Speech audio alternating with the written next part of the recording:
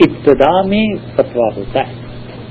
جیسے کسی زمانے میں ہندوستان میں جتنے ہندو جوگی تھے یہ کھڑاؤں پہنتے تھے لکڑی کی. تو مولانا رشید احمد صاحب گنگوہی نور اللہ مرکزی سے کسی نے پوچھا حضرت سے فتاوی میں کہ حضرت کھڑاؤں کا پہننا کیسا ہے؟ تو اس نے فرمایا اب جائز ہے، کیونکہ پہلے یہ صرف ہندو ہی پہنتے تھے، اب ہندو مسلمان سب پہننے لگے ہیں، کوئی کسی کے تخصیص نہیں رہی. اسی طرح حضرت تھانوی رحمۃ اللہ علیہ سے کسی نے امداد الفتاوی میں پوچھا کہ پینٹ کا پہننا، تو اس نے لکھا کہ اب جائز ہے، اور اس کے جواز کو یہی کہا ہے کہ اب کوئی عیسائیت کا شعار نہیں سمجھتا. پہلے ہندوستان میں یہی سمجھا جاتا کہ یہ تو کرزن ہو گیا، میکالے ہو گیا. اب کرزن اور میکالے کی ساری پینٹیں ایسے ہی بکتی ہیں $1 میں $2 میں. اب کوئی سے مسلمان، اسلام اور کفر اور عیسائیت ہے کوئی نہیں سمجھتا، تو اس لیے اب اس کا پہننا بھی جائز. ٹھیک ہے، یہ تو لباس کے بارے میں. اس کا میوزک کا کیا ہے؟ اسلام میں منع ہے کہ بالکل سننی نہیں چاہیے، آئے ایسا کہ میوزک کے بارے میں بھی اور تمام چیزوں کے اور بہت سی چیزوں کے بارے میں اصول شریعت نے یہ دیا ہے کہ ہر وہ چیز جو انسان کی طبیعت پر جذبات کا غلبہ کر دے اور حقائق سے اسے دور ہٹا دے، شریعت کہتی ہے اس کی خدمت میں جاؤ. مثلا شراب ہے، کوئی آدمی پیتا ہے تو جذبات میں غیر معمولی اشتعال پیدا ہو جاتا ہے، سینسز میں رہتا ہے مگر اس کو لڑنے کی طاقت ہو جاتی ہے، جرت تھوڑی سی بڑھ جاتی ہے، یہ چیزیں ہوتی ہیں. اس کے باوجود وہ جب زیادہ ہوتی ہے تو عقل پہ پردہ پڑ جاتا ہے، جذبات کا غلبہ ایسی چیز ہے تو شریعت نے کہا یہ منع ہے. اسی طرح موسیقی ایسی چیز ہے جو انسان کو جذبات میں آمادہ کرتی ہے. مثلا کسی نے سیڈ سانگ سنا تو بیچارہ سارے دن کے لیے اب منہ لٹکائے پھر رہا ہے، کیسی خوشی کی تقریب کیوں نہ ہو، کیسی خوشی کیوں نہ ہو، وہ خوش نہیں ہوتا اس لیے کہ اس کے دل پہ کسی کے بول کا اثر ہو گیا. اب کیا کرو؟ اور کسی نے خوشی کے نغمے سن لی ہیں تو گھر سے اطلاع بھی آ جائے کہ چچا بھتیجا کوئی مر بھی گیا تو بھی ذرا سا افسوس ہوتا ہے، وہ دل میں اندر جو تھرل ہے نا وہ نہیں جاتا. تو اس وجہ سے رسول اللہ صلی اللہ علیہ وسلم نے اس کو منع فرمایا تھا، اور آپ نے فرمایا خدا نے جو مجھے نبوت کی ہے اس کے مقاصد میں سے ایک یہ ہے کہ ساز اور آواز کو ختم کیا جائے. یہ مشکات کی روایت میں آئی. اور دف کی جو اجازت دی تھی نبی کریم صلی اللہ علیہ وسلم نے، ترمذی کی بھی روایت میں آیا ہے، وہ بھی نکاح اس کا اعلان لوگوں میں ایسی چیزیں. ٹی وی کی بات کر رہے تھے، تصویر اور ٹی وی کا دیکھنا کیا من ہے؟ مطلب اس کو آدمی سوچ کے دیکھ سکتا ہے، ٹھیک ہے، مطلب خبریں سن رہے ہیں اپنی معلومات کے لیے اسکرین کر سکتا ہے، ٹھیک ہے، مانا کہ اس میں یہاں کا بھی بہت خراب ہے، اس کو آدمی نہیں تھے، لیکن معلومات کے طور پر اور اپنی اس میں تو منع نہیں کیا، اسلام نے منع کیا ہے، خبریں سن سکتا ہے آدمی. ایک مسئلہ ہے VCR کا، ایک مسئلہ ہے ٹی وی کا. ہم کہتے ہیں جس انسان کو کوئی ایسی ضروری چیز چاہیے جس کے بغیر اس کا گزارا نہیں ہے تو VCR دیکھ سکتا ہے. مثلا ایک ڈاکٹر ہے اور وہ ایک فلم دیکھنا چاہ رہا ہے کہ اس میں آپریشن کسی نے کیسے کیا تھا، کہتے ہیں ضرور دیکھیں. ایک فوجی ہے اور یہ دیکھنا چاہ رہا ہے کہ گولان ہائٹس پہ جنگ کیسے ہوئی تھی اسرائیل کی اور لبنان کی اور کیا اصل مسئلہ تھا، ہم کہتے ہیں ضرور دیکھ لیں. یہ کہتا ہے کہ کشمیر میں کیا ہو رہا ہے آج کل، میں اسے دیکھنا چاہتا ہوں. ہم کہتے ہیں یہ دیکھیے اتنا ظلم ہو رہا ہے ہندوستان میں، کہتے ہیں کوئی ظلم نہیں ہو رہا ہے، یہ دیکھیے انتخابات ہو رہے ہیں. ان چیزوں میں کوئی حرج نہیں، کیونکہ بنیادی طور پہ وہ تصویر کو نہیں دیکھ رہا، کسی اور چیز کو دیکھ رہا ہے. اس سے بحث نہیں کہ ڈاکٹر خوبصورت ہے یا بدصورت ہے، نرس خوبصورت ہے یا بدصورت ہے. اور فوج والے یہ بھی نہیں دیکھ رہے کہ وہ جو فوجی لڑ رہے ہیں وہ خوبصورت ہے بدصورت. تصویر سے بحث نہیں، بحث اصل میں کسی اور مسئلے سے ہے. اس وجہ سے ہم کہتے ہیں یہ جائز. اور یہی معاملہ ٹی وی کا بھی ہے کہ اگر کوئی انسان اس میں کوئی ایسی چیز دیکھے گا جس سے اس کو مفت نہیں ہے، جس سے مطلب جو بہت ہی ضروری اور اہم چیز ہے، اور وہ تصویر کی بجائے اصل میں اس حقیقت کو ان چیزوں کو دیکھنا چاہ رہا ہے، تو وہ اس کے لیے گنجائش ہے. مگر اس کو اتنا عام نہیں کرنا چاہیے. لوگ ذرا سی بات سے بھی بے فرقی لے ہوتے ہیں. تصویر کا بھی منع ہے کہ تصویر نہیں کھینچوانی چاہیے. بعض دوست ہمارے اتنے زیادہ ہو گئے، مطلب میں تو اپنے حضرت میں غلط ہوں کہ تصویر بھی نہیں کھینچواتے. تصویر ایک تو وہ امور ہیں جن میں تصویر کے بغیر کوئی چارہ کار نہیں. پاسپورٹ ہے، شناختی کارڈ ہے، اس چیز میں آپ ایک اصول کی بات سمجھ لیجیے. اصول یہ ہے کہ جہاں جہاں دقتیں اور مشکلات بڑھ جاتی ہیں شریعت اپنے قوانین کو نرم کر دیتی ہے. جہاں انسانی زندگی میں مصائب تکالیف بڑھ جاتی ہیں شریعت نرم کرتی ہے. حتیٰ کہ اینڈ پروسیس میں یہاں موت واقع ہو سکتی ہے تو شریعت بھی انتہا پہ پہنچ کے کہتی ہے اچھا سور کا گوشت بھی کھا لو، جان بچاؤ. دیکھا آپ نے یہ پروسیس ایسے ہی چلتا ہے. جتنی جتنی انسانی زندگی تنگ ہوتی ہے اللہ تعالیٰ کے یہاں سے احکامات میں ریلیکسیشن آ جاتی ہے کہ اچھا اس کو اس حد تک ہو سکتا ہے، اس حد تک ہو سکتا ہے. وجہ یہ نہیں ہے کہ شریعت بدلی، وجہ یہ کہ انسان کے حالات اپنے بدلتے ہیں. تو اس لیے تصویر کے وہ مواقع جہاں پر شدید ضرورت کے درجے میں پاسپورٹ، شناختی کارڈ، کوئی ایسی فلم ویڈیو اس کا بنانا جو کسی کورٹ میں پیش کرنی ہے، کسی واقعے میں گواہی کے طور پہ آپ اس کو سمجھتے ہیں یہ چیز ہونا ضروری ہے، وہاں وہ مباح ہے، جائز ہے. اور جہاں پہ ضرورت نہیں ہے، محض تفریح ہے، تعیش ہے، وہ جائز.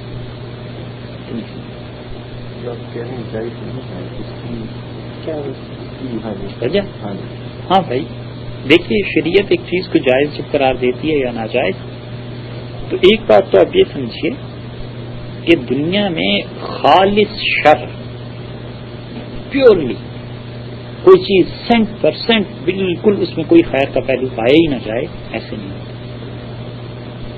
اور کوئی خیر جس میں کوئی شر کا پہلو ہونا، ایسے بھی نہیں ہوتا. شراب کو اللہ نے جوئے کو ناجائز قرار دیا. اللہ تعالیٰ نے فرمایا کہ اس میں نفع بھی ہے. اب شراب میں نفع ہے، جوئے میں نفع ہے. آگے فرمایا اسمہما اکبر من نفعہما، لیکن ان دونوں چیزوں کا نقصان زیادہ ہے، نفع کم. تو اصول یہ بن گیا کہ جس چیز میں خیر کا غلبہ ہو شریعت کہتی ہے یہ ٹھیک ہے، اور جس چیز میں برائی کا غلبہ ہوگا شریعت کہتی ہے یہ چیز صحیح نہیں، اگرچہ اس میں کچھ خصوصیات، کچھ اچھی چیزیں پائی جاتی ہیں.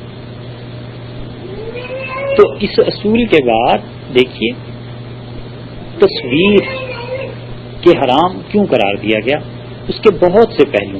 مثلا ایک پہلو یہ ہے کہ اس کے وہ اللہ تعالیٰ کے ساتھ مشابہت، اس کا کوئی بھی جواب دے لے گا. ایک اور پہلو یہ ہے کہ رسول اللہ صلی اللہ علیہ وسلم، اللہ تعالیٰ انسانوں کو بناتے ہیں، ایک انسان بھی انسان کو بنانے کی تصویر بنانے کی ہے، تو اللہ تعالیٰ کے ساتھ ایک درجہ مشابہت ہے. ایک پہلو ہو گیا، چلیے اس پہ نہیں. دوسرا پہلو یہ ہو گیا کہ شریعت نے منع کیا. تیسرا آدمی کہتا ہے اس میں حکمت کیا ہے. اصل حکمت شریعت نے جو اور حکمتوں کی لا، ان میں سے ایک یہ ہے کہ دنیا میں جرائم جو پھیلتے ہیں وہ تصاویر کے ذریعے سب سے زیادہ پھیلتے ہیں. اور ہمارا دور ایسا ہے جس میں اتنے جرائم اس کے ذریعے تصویر کے ساتھ پھیلے ہیں شاید آج سے پہلے کبھی دنیا میں نہ. اور رسول اللہ صلی اللہ علیہ وسلم اسی وجہ سے جب مکہ مکرمہ فتح ہوا ہے تو آپ نے ان بتوں کو توڑنے کا حکم دیا، اور آپ نے فرمایا انہوں نے کیا ہوا کیا تھا. انفیکٹ وہ بت جو تھے ان کے ہاتھوں میں تیر تھے، اور ایک بت حضرت ابراہیم علیہ السلام کا بھی تھا، ایک حضرت اسماعیل علیہ السلام کا بھی تھا. تو بتوں کے ذریعے یہ ریئلائز کروانے کی کوشش کی گئی تھی کہ یہ گیمبلنگ جو ہے یہ انبیاء علیہ السلام کا کیا کرتے تھے.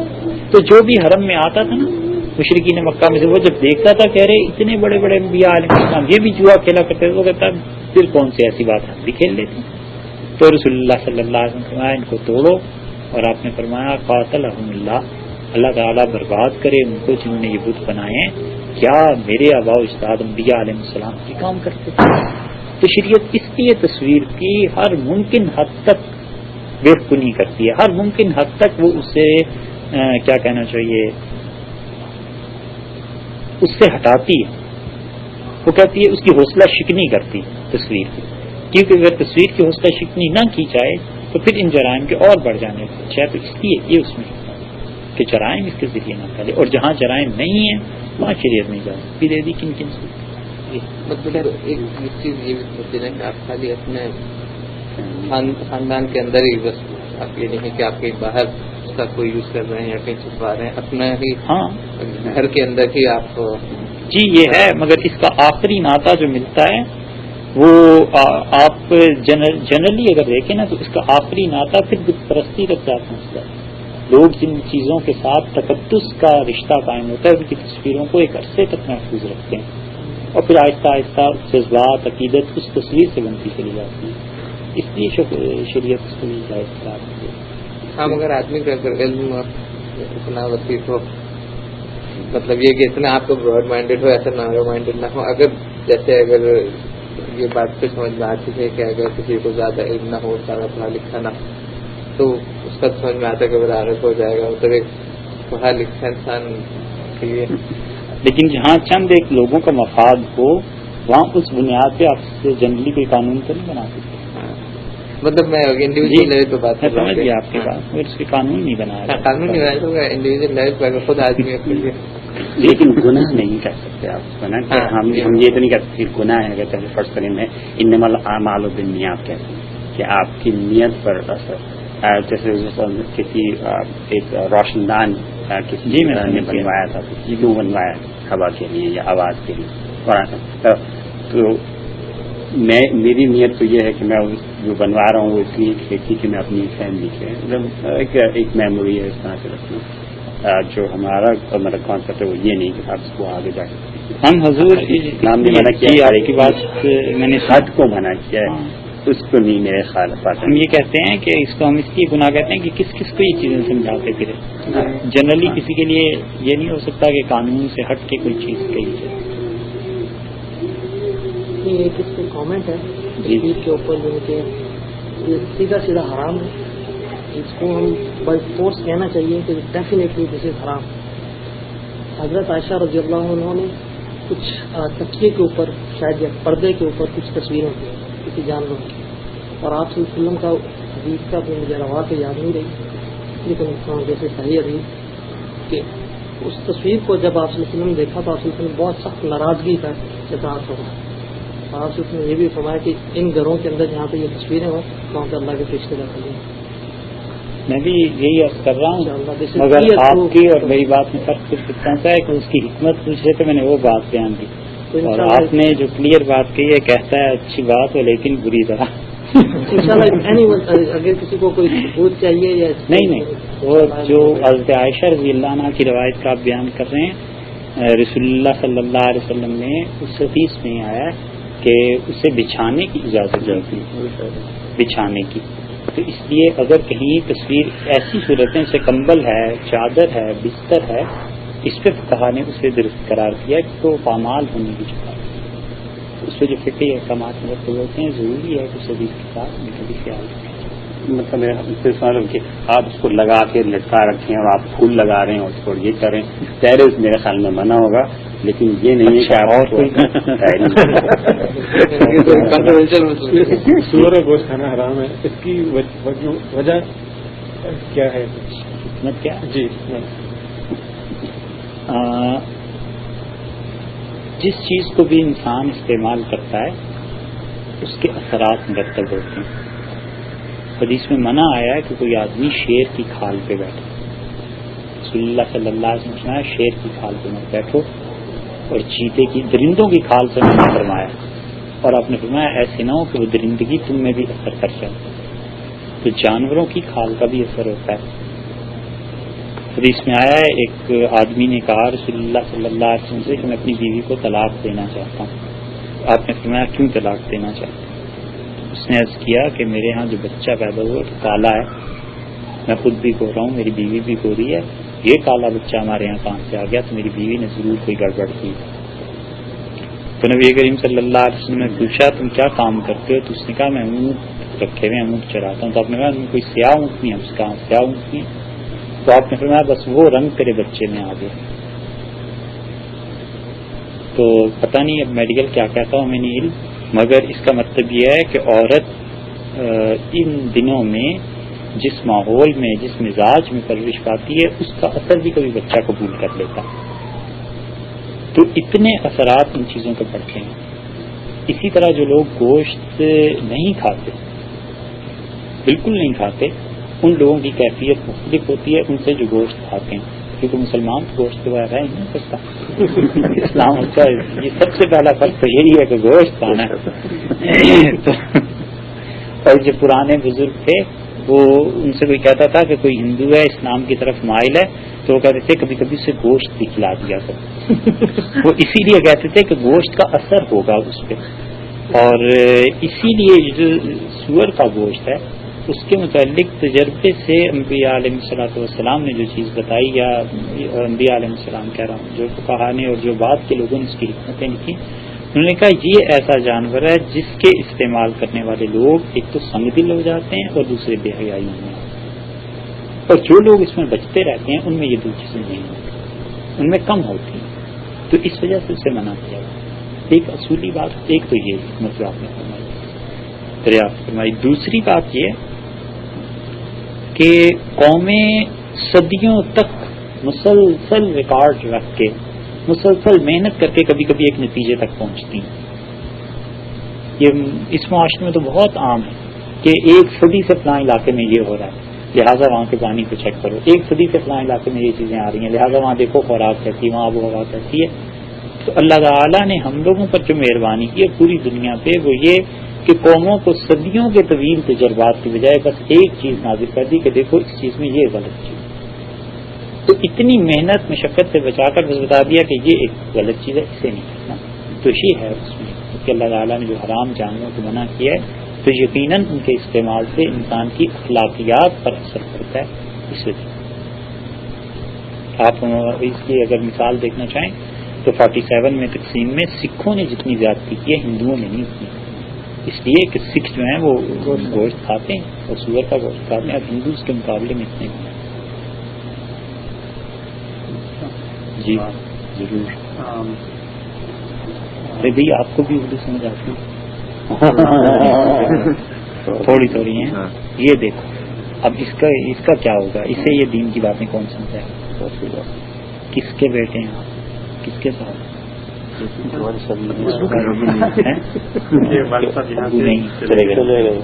ہاں مگر اس نے اب کیا قصور کیا؟ دین کی یہ باتیں اسے کون سمجھائے؟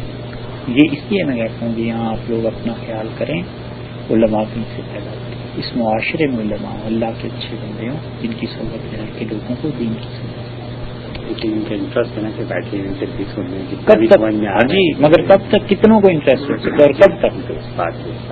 نیچرلی وہ آدمی جب نہیں سمجھ میں یار گھنٹہ بیٹھ کے ایک فکر ہی سمجھ میں آ رہا تھا تو چلتے ہیں گھر۔ ہاں نہیں، بات تو آپ 100% درست کرتی ہیں۔ ہمارے یہاں نبی کریم یوم ولادت منائی جاتی ہے اور بعض ملکوں میں نہیں منائی جاتی، تو اس کے ایک سوال یہ تھا کہ اس کے بارے میں دوسرا یہ کہ فالو آن دیٹ ون سالگرہ منانے جو ہے اس کے بارے میں۔ دیکھیے بھائی، نبی کریم صلی اللہ علیہ وسلم کا ایک تو ہے ذکر بغیر کسی قید کے، بغیر کسی ایسی پابندی کے جو شریعت نے لگائی ہو، وہ مستحب ہے، ثواب کا کام ہے، اللہ کی طرف سے اجر، کوئی منع نہیں کرتا۔ رسول اللہ صلی اللہ علیہ وسلم کا تذکرہ، ان کی سیرت مبارکہ کا تذکرہ، ان کے احوال حالات بغیر کسی قید کے بیان کرتا ہے، نہ دن کا متعین وہ کرتا ہے اور نہ وہ اس چیز کو ضروری فرض اور واجب کے درجے میں لے کے آتا ہے کہ یہ دن منائے جانے ضروری ہیں، ویسا تو کوئی کسی کا اختلاف نہیں۔ جائز عمل پر جب لوگ اپنی طرف سے وہ قیود اور پابندیاں لگاتے ہیں جو شریعت نے نہیں لگائیں، تو ہم کہتے ہیں یہ قیود، یہ پابندیاں ہٹاؤ، جب شریعت نے نہیں لگائیں آپ نہیں لگا سکتے۔ شریعت نے کسی انسان کو اس چیز کا پابند نہیں کیا کہ وہ ربیع الاول میں رسول اللہ صلی اللہ علیہ وسلم یوم پیدائش پہ ضرور اس دن خوشی منائے گا، شریعت نے کہیں حکم نہیں دی۔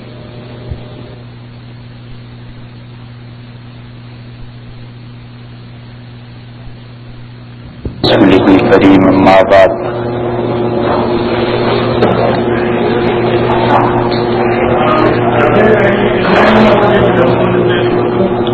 جناب رسول اللہ صلی اللہ علیہ وسلم کی سیرت مبارکہ میں جو اسباق اللہ نے اس امت کے سیکھنے کے لیے رکھے ہیں اور ہمیں اور آپ کو سیرت سے جو رہنمائی ملتی ہے ان میں سے ایک اصول یہ ہے کہ لوگوں کو اللہ کے دین کی طرف کیسے بلایا جائے۔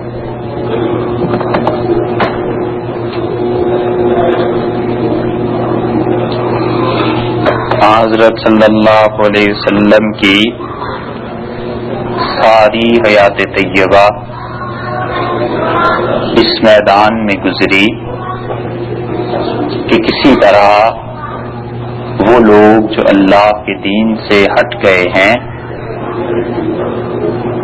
اور بے راہ ہو گئے ہیں اور اللہ تک پہنچنے کی کوئی صورت ان لوگوں کے پاس نہیں ہے، انہیں اللہ کے دین کی لائن پر ڈال دیا جائے۔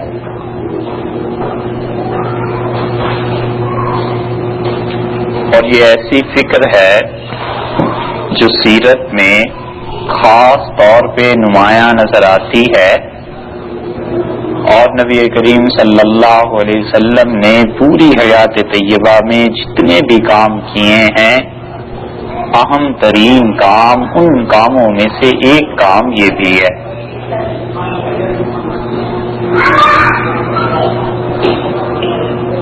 اور حقیقت یہ ہے اس کی کہ کوئی انسان جب کسی چیز کو پا لیتا ہے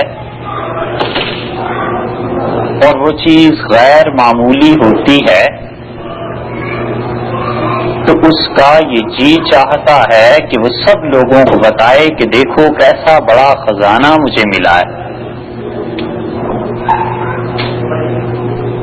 اور جب کوئی آدمی کسی ایسی چیز کو دریافت کر لے جس کے متعلق وہ سمجھتا ہو کہ اس چیز میں بہت سے لوگوں کا نفع اور بھلا ہو سکتا ہے، تو وہ چاہتا ہے کہ سب لوگوں تک یہ بات پہنچے۔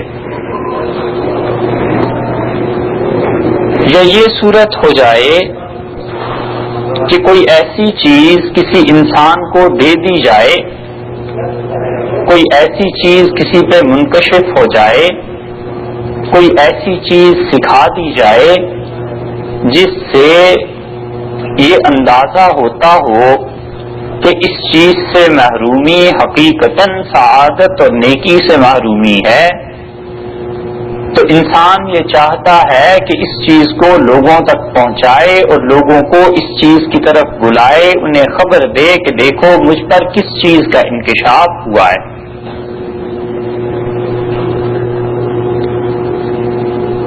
اسی امریکہ میں ایک مثال آپ کو دیتے ہیں ہم تاکہ اس سے بات زیادہ واضح ہو جائے۔ 1969 میں ایک سائنسدان تھا فزکس میں، اس نے نوبل پرائز حاصل کیا، اور یہیں امریکہ ہی کے ایک شہر اسپین میں اس نے کیا یہ کہ بہت لوگوں کو مدعو کیا، مرد، عورتیں، بچے، بوڑھے، اس کے دوست۔ نوبل پرائز جیسی بڑی چیز اسے ملی تھی، تو اس نے اشتہارات دے دیے کہ سب لوگ میرے پاس آئیں اور آج شام کو چائے میں میرے ساتھ شرکت کریں، اور بڑے لان بندوبست کیا گیا کرسیوں کا جیسے ہوا کرتا ہے۔ اور جب وہ محفل بالکل عروج پر پہنچی اور ٹاپ پہ وہ پہنچ گئی، تو وہ بندہ اپنی کرسی سے اٹھا اور دوڑتا ہوا اسٹیج پہ چلا گیا، چیخنے لگا اور کہنے لگا کہ لوگوں، میں تمہیں بتاتا ہوں کہ یہ چیزیں کیسے عمل کیا کرتی ہیں، فزکس کے اصول کے مطابق سمجھو۔ اب وہاں 20 آدمی ایسے تھے جنہیں کیا پتا اس فزکس کے اصول کا، بچوں کو کیا معلوم، بہت سے ایسے تھے جنہیں فزکس کی تعلیم سے کوئی مناسبت ہی نہیں تھی، انہیں کیا معلوم، لیکن اس نے چیخ چیخ کے لوگوں کو یہ بتایا کہ دیکھو کتنی بڑی چیز مجھے ملی ہے، اور میں نے انسانوں کے لیے کتنا بڑا مسئلہ حل کر لیا ہے، اور جو اپنی تھیوری تھی جس پہ اسے نوبل پرائز ملا تھا، ایک ایک چیز اس نے بیان کی۔ بس بالکل اسی طرح جب کسی انسان پر آخرت کی زندگی کھل جائے اور کوئی ایسی چیز اسے میسر آ جائے جس چیز کو دیکھ کر، سوچ کر، محسوس کر کے اسے اندازہ ہو کہ کائنات میں اس کے بغیر زندگی کوئی حقیقت نہیں رکھتی، وہ انسان یہ چاہتا ہے کہ سب کو اس میں شریک کرے، سب لوگ اس میں شیئر رکھیں، سب لوگ اس میں حصہ لیں، اور وہ سب کو بتائے کہ یہ چیزیں ہیں کرنے کی اور یہ کام ہے بچنے کی۔ حضرت یعقوب علیہ السلام کی پوری زندگی اللہ کی توحید پہ گزری تھی۔ انہوں نے وفات سے پہلے کیا کیا؟ اللہ فرماتے ہیں ان کے بیٹے تھے سارے، انہوں نے کہا ما تعبدون من بعدی، میرے بعد کس کی عبادت کرو گے؟ قالوا نعبد الہک و الہ آبائک، تو انہوں نے کہا ہم عبادت کریں گے آپ کے اللہ کی اور آپ کے آباء و اجداد کا جو اللہ تھا، اور پھر نام گنوانے کے بعد آخر پہ کہا الہ واحدہ، اور وہ ایک ہی اللہ ہے، ایک ہی خدا، ہم اس کی عبادت کریں گے۔ حضرت یعقوب علیہ السلام نے وفات سے پہلے بیٹے ان کے حضرت یوسف علیہ السلام بادشاہ ہیں، سلطنت کے مالک ہیں، کوئی بات اور نہیں قرآن نے نقل کی، یہ نقل کی اس لیے کہ اللہ کے اس پیغمبر علیہ السلام نے زندگی میں سب سے بڑی چیز جو ان پر منکشف کی گئی تھی وہ آخرت کا مسئلہ تھا، اللہ کی توحید کا مسئلہ تھا۔ بالکل ایسے ہی نبی کریم صلی اللہ علیہ وسلم بھی اور انبیاء علیہ السلام بھی جب ان پر کوئی مسئلہ منکشف ہو جاتا ہے تو اوڑھنا بچھونا صبح و شام سب کا سب وہی چیز ہو جاتی ہے۔ وہ کہتے ہیں کسی طرح یہ لوگ جو جہنم کی لائن پر چل رہے ہیں انہیں ہٹاؤ، انہیں بچاؤ، اللہ کے دین کی طرف لے کے چلو، کیونکہ ان پر شرح صدر اللہ اس چیز کا کر دیتا ہے۔ اور جس انسان پر جس چیز کا شرح صدر ہو جاتا ہے، جب تک وہ اپنے مشن کے لیے اپنے کام کے لیے دیوانہ ایک طرح کا نہ ہو جائے تب تک کام نہیں بنتا۔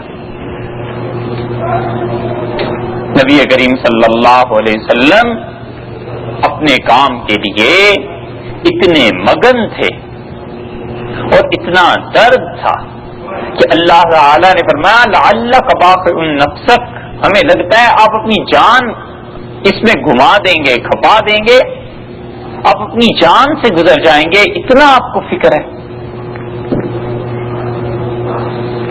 ایک جگہ اللہ تعالی فرماتے ہیں کہ ساری دنیا مومن نہیں ہو سکتی، ولو حرصت، اگرچہ آپ شدید تمنا کا اظہار کرتے رہیں مگر اس کے باوجود نہیں ہو سکتی۔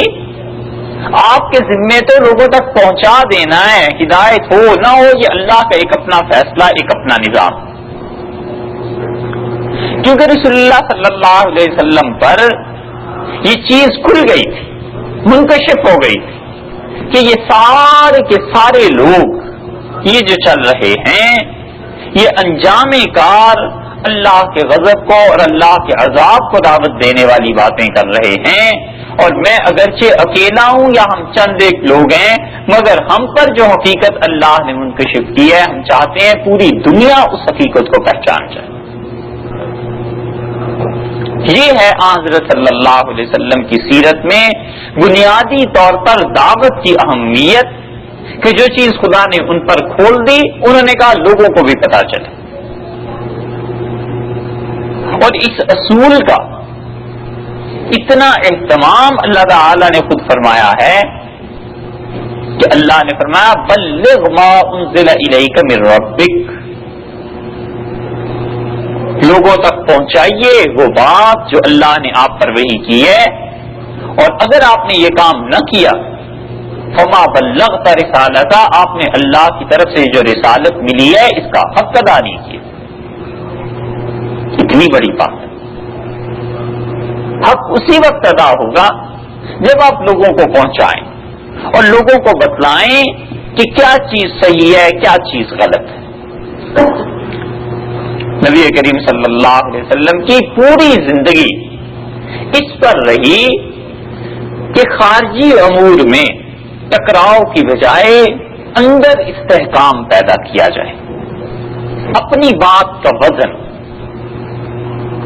اور اندر کے معاملات ان کو اس طرح سے طے کرنا کہ اللہ کے دین میں جو رکاوٹیں پھیلنے میں ہیں وہ ہٹ جائیں۔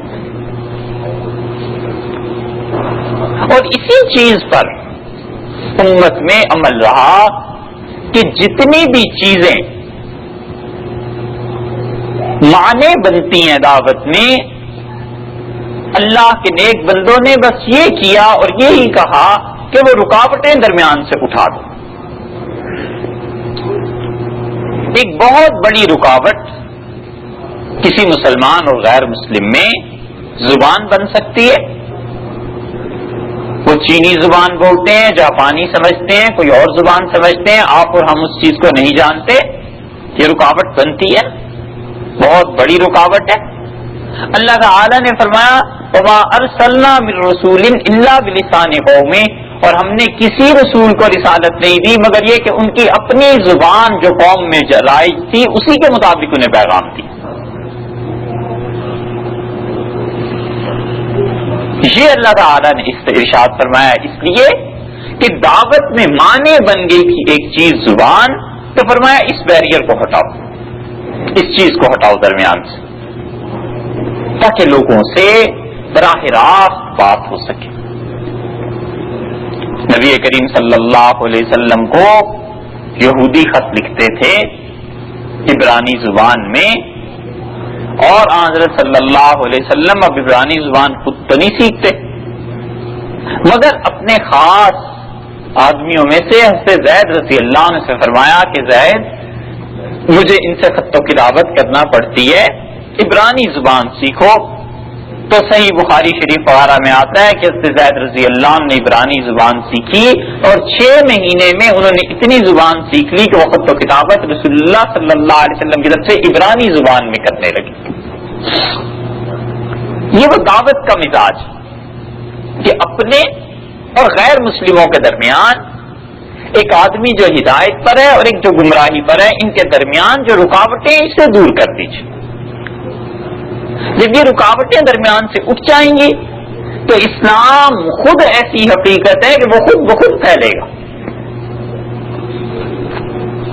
گلاب کا پھول ہے، کیسی اس میں خوشبو ہے، آپ کے اور اس کے درمیان رکاوٹ آپ کا زکام آ گیا ہے اور اس زکام کو درمیان سے ہٹا دیجیے. ناک جس دن کھل جائے گی خود بخود اس کی خوشبو پھیلنا شروع ہو جائے گی، پتہ چلنا شروع ہو جائے گی آپ کو، پھیل تو پہلے بھی رہی تھی. اسی طرح اسلام کے درمیان اور غیر مسلموں کے درمیان جتنی چیزیں رکاوٹ ہیں اس رکاوٹ کو ختم کر دیجئے. اللہ کا دین خود اس میں اتنی طاقت ہے کہ وہ خود اپنے زور پر اٹھ کھڑا ہوگا، اپنے زور پر غیر مسلموں تک بھی گمراہوں تک بھی پہنچے گا. ڈاکٹر اسد ہیں، پہلے یہودی تھے، پھر اللہ نے اسلام کی انہیں توفیق دی، قرآن پاک کا انہوں نے ترجمہ کیا. ان کا ایک انٹرویو ہم نے پڑھا تو ان سے کسی نے پوچھا کہ مسلمان کیسے ہوئے، تو انہوں نے ایک جملہ کہا، انہوں نے کہا اسلام کو پڑھ کر مسلمان ہوا، مسلمانوں کو دیکھ کر مسلمان نہیں ہوا. اگر انہیں دیکھ لیتا میں تو کبھی بھی مسلمان نہ ہوں.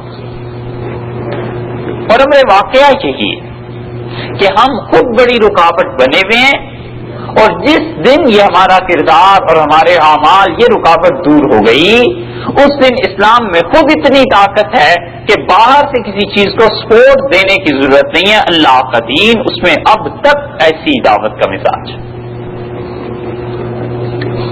یہ نبی کریم صلی اللہ علیہ وسلم نے کیا ہے کہ غیر مسلموں تک پہنچنے میں جتنی رکاوٹیں تھیں انہیں دور فرماتے گئے اور اپنے اندر استحکام پیدا کرتے رہے، اپنے اندر وزن پیدا کرتے رہے کہ اپنے اندر کا اختلاف بڑی بڑی تحریکوں کو، بڑی بڑی چیزوں کو ختم کر دیتا ہے، آگے چلنے نہیں دیتا. آپ شروع سے سیرت کو اگر دیکھیں تو حضرت صلی اللہ علیہ وسلم نے یہی کیا. مکہ مکرمہ میں رکاوٹیں جتنی تھیں ان کو دور فرماتے رہے، کوشش کرتے رہے. اہل مکہ نے نہیں سنی، طائف تشریف لے گئے اور ان سے جا کر بات چیت کی کہ تم میری بات مان جاؤ. انہوں نے نہیں مانی بات، تو اللہ کی زمین بڑی وسیع تھی، اپنا گھر بار اپنا وطن چھوڑ کر اس قوم کے پاس چلے گئے جو قوم ان کی بات سننے والی تھی. یہ فاصلے مکانی طور پر جو درمیان میں حائل ہو رہے تھے انہیں ختم فرما دی کہ میں تم میں ہی آ جاتا ہوں. اگر تم میری بات سننے کو تیار ہو تو اس اللہ کے دین کے لیے میرا گھر کوئی اہمیت کی چیز نہیں ہے، میں ہجرت کراتا ہوں. اور ہجرت فرما کے وہاں تشریف لے گئے، ایسے شہر کو چھوڑ کر چل دیے جس کے متعلق ترمذی میں آیا ہے کہ رسول اللہ صلی اللہ علیہ وسلم حضرت ابوبکر رضی اللہ عنہ فرماتے ہیں اس رات کو کھڑے ہوئے ایک پہاڑ پر جب ہم چل رہے تھے اور مڑ کر مکہ کو دیکھا، اوپر پہاڑ سے شہر نظر آ رہا تھا، تو آپ نے بڑی حسرت سے یہ فرمایا مکہ اللہ کی قسم تو سب سے زیادہ پیاری زمین ہے اور تو سب سے زیادہ اچھی زمین ہے جو مجھے اتنا پیار ہے تجھ سے، اور میں کبھی تجھے چھوڑ کے نہ جاتا اگر میری قوم مجھے یہاں سے نکال نہ دیتی. وہ جو درد لے کے گیا ہے وہاں وہ یہی چیز، اسی لیے اللہ تعالیٰ نے قرآن پاک میں فرمایا ایک چیز کہ وہ نکالے گئے من دیارہم اپنے گھروں سے، ان کے ساتھ یہ ظلم کیا گیا. وہاں پہنچے، بدر میں قیدی آئے. اب یہ اندر کے استحکام میں یہ سیرت ہمیں سکھاتی ہے کہ اندر اپنے کیسے وزن پیدا کیا جاتا ہے. حضرت صلی اللہ علیہ وسلم نے فرمایا کہ تم لوگ فدیہ ادا کرو، اور جو فدیہ ادا نہیں کر سکتا وہ 10 آدمیوں کو، 10 ہمارے بچوں کو کتابت سکھا دے، لکھنا پڑھنا سکھا دے. پتا تھا رسول اللہ صلی اللہ علیہ وسلم کو کہ یہ استاد مشرک ہیں اور کل کو یہی جا کر ہمارے خلاف پھر لڑ سکتے ہیں، مگر اتنا بڑا رسک لے لیا کہ ہمارے بچے مشرکین سے کافروں سے پڑھ جائیں مگر تعلیم آنی چاہیے. آپ نے کبھی اس پہ غور فرمایا کہ مشرک اساتذہ ہیں، کوئی مسلمان تو نہیں تھے، اور مشرک بھی ایسے جو جنگ میں قیدی بن کے آئے ہیں، ان کو کتنی نفرت ہوگی مسلمانوں سے، مگر آپ نے فرمایا ہمارے 10 بچوں کو تم پڑھنا سکھا دو، ہم تمہیں آزادی دے دیں گے. یہ ہے وہ مزاج جو شریعت کا ہے کہ اندر اس سے کام پیدا ہو جائے. مدینہ طیبہ کے معاشرے میں 10 لکھے پڑھے مسلمان اور آ جائیں گے.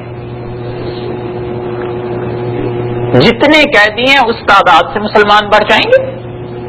تو نتیجہ یہ نکلا کہ کئی مسلمان بچوں نے لکھنا پڑھنا شروع کر دیا. اور یہ تعلیم ایسی چیز ہے کہ اس علم کے بغیر کام چلتا نہیں. اور افسوس یہ ہے کہ اتنی زیادہ بے توجہی ہے خود مسلمانوں میں کہ پڑھنا نہیں ہے، زندگی بیت جاتی ہے اور اللہ کی کتاب تک کا ترجمہ آدمی نہیں پڑھتا.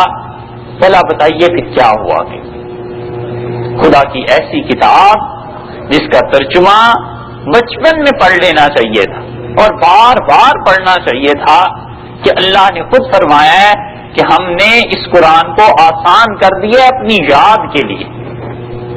فہل من مدکر، تم میں سے کوئی ہے جو اسے سمجھے؟ وہ تو خود کہتے ہیں کہ اسے سمجھو مگر پڑھنے والے نہیں ملتے. بستیوں کی بستیاں خالی ہیں، اجاڑ پڑا ہوا ہے، اور اس تعلیم کے میدان میں مسلمان اتنے پیچھے چلے گئے ہیں، اتنے پیچھے چلے گئے ہیں کہ وہ دین کو تو کیا حاصل کرتے، دنیاوی تعلیمات میں بھی کوئی مقام نہیں. ہم نے ایک آدمی آج تک ایسا نہیں دیکھا جو بچہ یہ کہے کہ میں نے اپنی ساری زندگی سائنس کے لیے وقف کر دی ہے اور فلاں شعبے میں کام کرتا رہوں گا. اور علم اب جو آیا ہے مزاج بدلنے سے، یورپ کا تسلط ہونے سے، وہ علم برائے معیشت آیا ہے، علم برائے علم نہیں آیا. شریعت نے تصور یہ دیا تھا کہ علم برائے انسانیت ہے. پڑھنا لکھنا اس لیے نہیں ہے کہ تم نے پیسے کمانے، پڑھنا لکھنا اس لیے کہ انسان بننا ہے. آپ کسی سے سنیں ایک جملہ آدمی کہتا ہے اور اس کی سنگینی کا شاید اسے احساس نہیں ہوتا، کیا نہیں ہوتا پتہ نہیں، مگر اس جملے کو سن کے ہم تو کم سے کم اندر سے کانپ جاتے ہیں کہ کتنی خطرناک بات ہے۔ وہ کہتا ہے بچے نے جی بس لکھنا پڑھنا سیکھ لیا، اپنا کما لے گا، بس ٹھیک ہے، اتنا پڑھا دیا۔ وہ باپ کا بھی نظریہ یہی کہ تعلیم اس لیے کہ یہ اپنے پاؤں پر کھڑا ہو جائے، کیریئر بن جائے، اس لیے نہیں کہ تعلیم کے ذریعے انسان بنے۔ تو جب قوم کی سوچ ایسی ہو جائے کہ تعلیم اس لیے دو اپنی اولاد کو کہ وہ معیشت کمائیں، چاہے وہ انسان بنے نہ بنے، اس سے بحث نہیں ہے، لیکن معاشی حیوان ضرور بنے، پھر بھلا بتائیے کہاں سے علم آئے گا اور کہاں سے انسانیت آئے گی؟ اکبر الہ آبادی نے کہا ہم ایسی کل کتابیں قابل ضبطی سمجھتے تھے کہ جن کو پڑھ کے لڑکے باپ کو خبتی سمجھتے تھے۔ وہ نصاب یہی ہے، معیشت کی نفی نہیں ہے، نفی اس چیز کی ہے کہ جب ہم لوگوں نے اپنے تئیں یہ طے کر لیا کہ بچوں کو تعلیم اس لیے دینی ہے کہ یہ کما سکیں، تو پھر کسی سے کچھ کہنے کی ضرورت نہیں، پھر تباہی اپنی ہی کافی ہے۔ اور اگر نظریہ یہ ہوتا کہ تعلیم اس لیے کہ یہ انسان بنے، تو اس نصاب میں یقیناً مسلمان تبدیلی کر کے نیا نصاب بناتے کہ بچہ معیشت بھی حاصل کرے لیکن انسان بھی ساتھ ساتھ بنتا رہے۔ وہ فزکس پڑھتا ہے، کیمسٹری پڑھتا ہے، بایولوجی پڑھتا ہے، اور فزکس جب پڑھتا ہے، ہم نے بھی پڑھی ہے فزکس، اسی لیے ہمیں پتا ہے کہ اس میں کیا ہوتا ہے، وہ ساری دنیا کے نظام کو قوانین پر پرکھتا ہے کہ آئنسٹائن نے یہ قانون دیا تھا، نیوٹن نے یہ قانون دیا تھا، کوانٹم کی تھیوری یہ تھی، جتنی تھیوریز اور قوانین ہیں وہ سب پڑھاتی ہے فزکس اور بتاتی ہے، اور کوئی ایک قانون بھی یہ نہیں بتاتا کہ یہ سارے کے سارے قوانین پر غالب اللہ کی ذات ہے، وہ چاہے تو ان سب قوانین کو کینسل کر دے اور ایسی چیز دنیا میں پیدا فرما دے جس کے لیے کوئی آپ کے پاس مثال نہیں، یہ کوئی نہیں بتاتا۔ تو بچے کی ذہنیت غیر محسوس طریقے پر ایسی بنتی چلی جاتی ہے کہ وہ سارے کا سارا اعتماد عقل پر آ جاتا ہے، سارے کا سارا اعتماد قوانین پر آ جاتا ہے، اور اللہ پر توکل، اللہ پر بھروسہ، اللہ کی ذات پر اعتماد، معجزات، معراج کے واقعات، یہ سب سے وہ انکار کر دیتا ہے۔ اور اگر آپ اسے کہیں کہ نبی کریم صلی اللہ علیہ وسلم ایک رات میں ایسے اور ایسے تشریف لے گئے تھے اور واپس آ گئے تھے، چپ کر جاتا ہے، اس لیے نہیں کہ وہ قائل ہو گیا، اس لیے کہ اسے بھی ڈر لگتا ہے کہ پتہ نہیں کیا فتویٰ ہو، کیا بے ادبی ہو جائے، یہ بس اس وجہ سے چپ کر جاتا ہے، اندر اس کا بھی قائل نہیں۔ یہ ہے وہ فزکس۔ اور جو باٹنی ہمارے یہاں پڑھاتے ہیں وہ کیا پڑھاتے ہیں؟ انسان فلاں کا بچہ تھا، ایسے ایولیوشن ہوا، یہ ہوا، یہ ہوا، یہ ہوا، اس سے بحث نہیں ہے۔ اور وہی چیزیں جب پڑھ کر اللہ کی کتاب کو پڑھتا ہے تو اس کے ذہن میں خلش پیدا ہوتی ہے، اول تو پڑھتا نہیں خدا کی کتاب، اور خوش قسمتی سے اگر پڑھ لے اور جمعے میں کہیں مولوی صاحب سے سن لے کہ آدم علیہ السلام پہلے آدمی تھے جو اس دنیا میں تشریف لائے تھے، تو وہ ذہن میں یہی ہوتا ہے کہ اس تھیوری کا کیا ہوگا، یہ کیسے ہوا۔ یہ ہیں وہ کانٹے جو نصاب غیر محسوس طریقے پر کسی آدمی کے ذہن میں بیج ڈال دیتا ہے ان کانٹوں کا، اور پھر جب اسے شعور آتا ہے، جب 30، 35، 40 برس کی عمر میں جا کے اللہ کے دین کی طرف دھیان ہوتا ہے، پلٹتا ہے، اس وقت پریشانی ہوتی ہے کہ ان چیزوں کا کیا کریں، یا یہ کہ وہ ان چیزوں کو بھلا چکا ہوتا ہے، تعلیم ہی اتنی حاصل نہیں کی ہوتی، اور یا یہ کہ اگر ان میں ماہر ہے تو پھر علیہ باللہ کبھی خدا کا بھی انکار کر دیتے۔ یہ اس نصاب تعلیم میں کیوں ہے؟ ان کی تو ضرورت تھی، اس لیے کہ ان کے ہاں تعلیم برائے معاش تھی، برائے انسانیت کبھی رہی نہیں، یورپ میں، امریکہ میں کبھی بھی نہیں رہی۔ اگر آپ نے انسان بننا ہے تعلیم کے ذریعے تو پھر فزکس، کیمسٹری، ان چیزوں کو چھوڑ کے ان کے یہاں اور بہت سے ڈپارٹمنٹس ہیں، ان میں چلے جائیے، سائیکالوجی میں چلے جائیے، کسی میں چلے جائیے، اور اگر معاش حاصل کرنی ہے تو پھر یہی پڑھنا پڑے گا۔ تو ان کے پیش نظر تو تھا نہیں، مگر ہمارے ہاں تو 1200 سال 1100 سال یہی پیش نظر تھا کہ تعلیم برائے انسانیت ہے، معاش کی سیکنڈری حیثیت ہے. ہمیں تو سوچنا چاہیے تھا، اور ہم نے آنکھیں بند کر کے اس پہ اعتماد کر لیا اور کہا بچہ بس ٹھیک ہے جی اتنا پڑھ لکھ کے اپنا کما لیتا ہے، معاشی حیوان بن رہا ہے، انسان نہیں بنا. انسان بنانے کے لیے، اولاد کی تربیت کے لیے کسی زمانے میں اللہ کے بندے بعض ایسے تھے اتالیق رکھا کرتے تھے. اب تو اردو لغت سے یہ لفظ نکل گیا.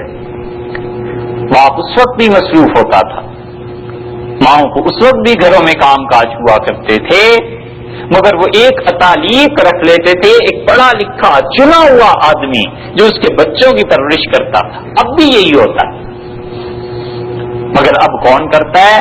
اب ہمارے ہاں شاید پرائم منسٹر ہی رہ گئی ہیں، انہوں نے اپنے بچوں کے لیے کہیں سے منگوائی ہے کوئی انگلش خاتون، باقی کہیں نہیں رہا. اتنا درد، اتنی اہمیت تھی اس بات کی.